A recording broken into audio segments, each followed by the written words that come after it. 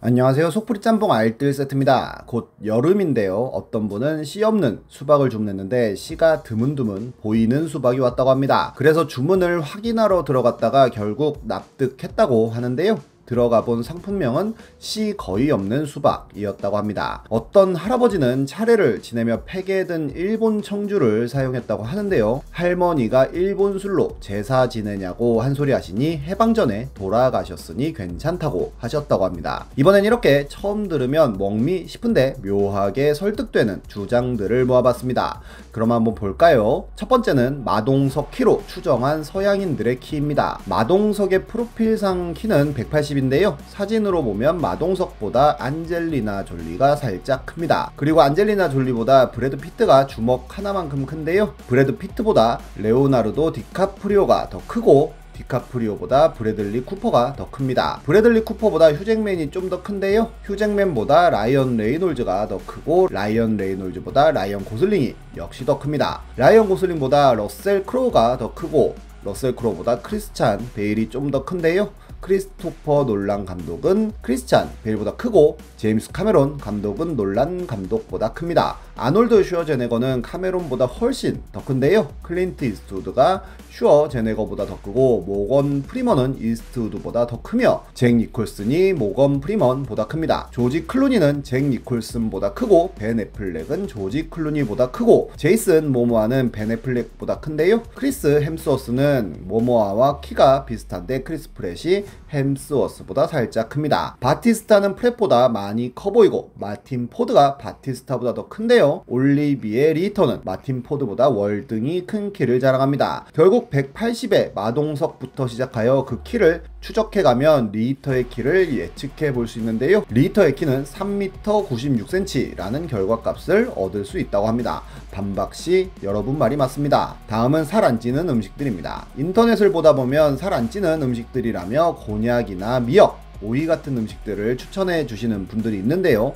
헌팅 갤러리에 의외로 살 안 찌는 음식들을 모았다는 글이 올라오며 화제가 됩니다. 첫 번째로 소고기를 소개했는데 소고기는 먹으면 다 근육으로 된다며 빨간 부분은 적색 근육이 되고 흰 부분은 백색 근육이 된다고 합니다. 치킨 역시 살이 안 찐다는데요. 닭고기 자체가 원래 저지방 고단백질이라며 후라이드는 안 찌고 양념치킨만 살짝 찐다고 합니다. 치즈 역시도 다이어트에 도움이 되기에 스노잉은 개꿀이라고 하네요. 햄버거 역시 살이 안 찐다는데요. 빵은 탄수화물로서 운동하는데 힘을 내고 패티는 소고기라 근육이 되며 야채는 다이어트에 좋다고 합니다. 피자 역시 살이 안 찐다는데요. 도우는 씬으로 먹으면 괜찮으니 상관이 없고 치즈는 우유에서 나온 거라 살이 안 찌며 야채야 많이 먹으면 좋은 것이고 소고기는 다 근육 된다고 합니다. 족발 역시 살이 안 찐다는데요. 족발의 주성분은 콜라겐이라 노화 방지와 피부에 아주 좋다고 합니다. 하지만 족발만 먹으면 탄수화물이 부족하니 막국수는 필수라고 하네요. 곱창 역시 살이 안 찐다는데요. 중국에서는 동족 동식이라고 하여 간이 나쁘면 간을 먹고 위가 나쁘면 위를 먹으라고 한다고 합니다. 다이어트엔 잘 먹는 것도 중요하지만 잘 싸는 것도 중요하다며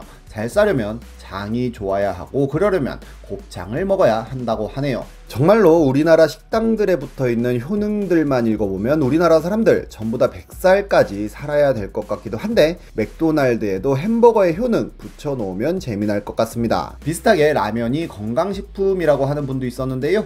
2015년 면식 갤러리에는 라면은 혁명이다 라는 글이 올라온 적이 있었습니다. 850원으로 한 끼를 두둑하게 때우는데 라면만한 음식이 또 있냐고 되묻고는 편의점 빵 하나를 먹어도 1000원 이상이고 라면보다 몸에 안 좋은 햄버거도 2000원은 하는 데다가 라면보다 더 몸에 안 좋은 치킨 역시 1만원을 호가한다며 라면에 1만원을 투자하면 웬만한 보양식보다 더 몸에 좋을 것이라고 합니다. 라면의 열량은 하나에 500에서 600kcal로 성인 하루 칼로리 권장량은 약 2500kcal이기에 3끼를 먹어도 2000kcal가 안 되는 다이어트 식품이라고도 하는데요. 라면에 계란 넣어서 먹고 밥을 한 그릇 말아 먹어도 전혀 칼로리가 과하지 않다고 합니다. 라면을 먹고 집에서 빈둥대고 과자를 집어먹는 사람들이나 라면을 먹어서 살쪘다 고 핑계를 댄다고 하는데요. 물에 사리곰탕 가루 넣고 5분만 기다리면 소뼈 사서 5시간 끓일 필요 없이 사골 국물을 먹을 수도 있다고 합니다. 올드보이 최민식이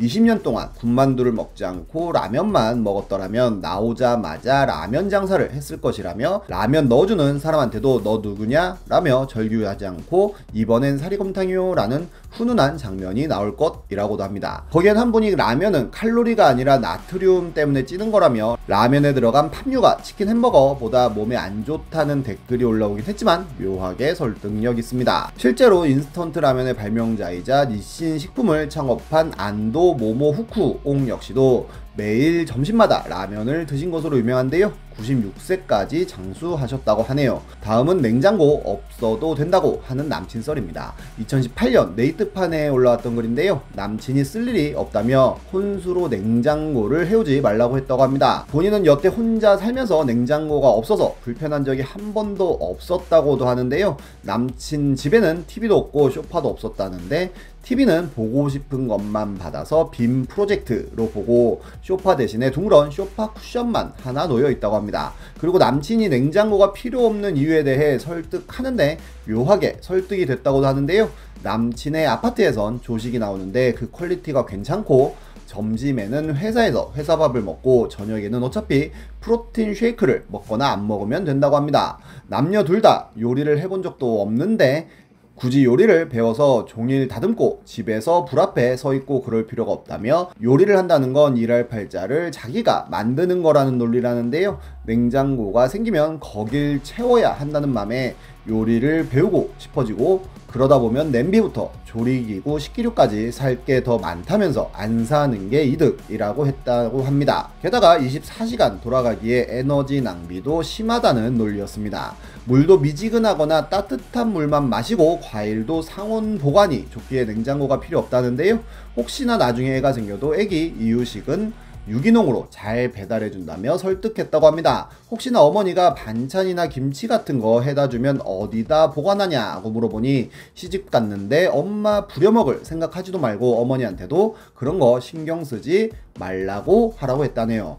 개인적으로 전 가전 중에 가장 필요한 건 냉장고가 아닌가 하는 생각이 있는데 묘하게 설득되긴 합니다. 다음은 주식갤러리 현타 온 사람들의 명언들입니다. 작년에 주식에 대한 엄청난 진리를 깨달아 버렸다는 분이 글을 썼는데요. 100만원 주고 샀던 핸드폰을 50만원에 팔면 스마트폰 잘 쓰다가 절반을 회수했네, 개꿀이라고 생각한다며 주식을 100만원에 사서 70만원에 매도하는 건 역시도 주식을 잘 사서 잘 가지고 놀다가 70만원에 파는 거라는 논리였습니다. 어떤 분은 더 철학적인 글을 올리기도 했는데요. 모든 사람은 결국 주식을 하건 안 하건 전 재산을 잃게 되어 있다며 글을 올렸는데 어차피 사람은 모두 죽기에 죽을 땐 상속이나 증여 등으로 모든 재산을 잃게 되는데 주식갤러리 유저들은 죽고 나서 재산을 날리는 게 아니고 재산을 날리고 나서 죽는다며 큰 차이는 아니라는 내용이었습니다. 이분은 해탈의 경지가 아닌가 싶네요. 이렇게 정신승리하는 것도 어떻게 보면 스트레스 안 받고 오래 살 수 있는 방법이 아닐까 싶습니다. 이런 식의 그럴싸한 궤변이 자주 나오는 만화는 한마 바퀴인데요. 바퀴갤러리엔 대학 면접 수업하는데 바퀴 감성으로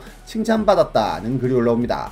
질문은 식품이 발전할수록 많은 동물들이 희생된다. 그래서 고기를 먹지 않는 비건식을 하는 자들도 늘고 있는 상황이다. 인간의 욕구로 인해 동물이 희생되는 게 옳다고 보나? 였다는데요. 글쓴이는 식품, 확실히 인간의 욕구에서 나오는 것이라고 생각합니다.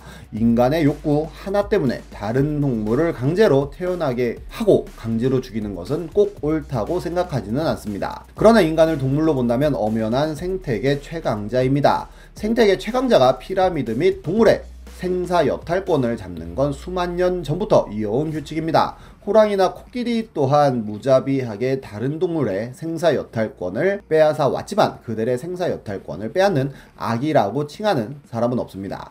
저는 식품이라는 건 생태계 최상위권인 인간이 가질 수 있는 권리라고 생각하고 인간이 할 수 있는 건 희생된 것에 감사하며 먹는 것이 최대한의 일이라고 생각합니다. 비건주의 또한 인간이 생태계 최상위권 동물로서 그들의 선택일 뿐이고 어떤 의미에선 그것 또한 생사를 결정하는 일이라고 생각합니다. 라고 대답했다고 하네요.